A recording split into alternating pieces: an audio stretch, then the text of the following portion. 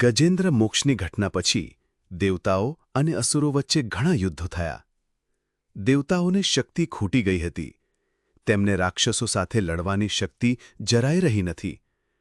ત્યારે દેવતાઓએ ભગવાન વિષ્ણુ પાસે જઈને કહ્યું, પ્રભુ, અમારું તેજ ઓછું થઈ ગયું છે. અમારું કલ્યાણ કરો.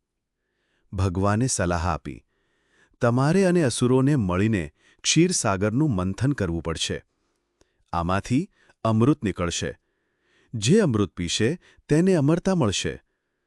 અહીંથી શરૂ થાય છે ક્ષીરસાગર મંથન, જેમાં મળે છે વાસુકી નાગ, મંદરાચલ પર્વત, નાના મોટા 14 રત્નો. આમાંથી એક રત્ન હલાહલ વિષ હતું, જે ભગવાન શંકરે પીધું, અને તેઓ નીલકંઠ તરીકે પ્રસિદ્ધ થયા.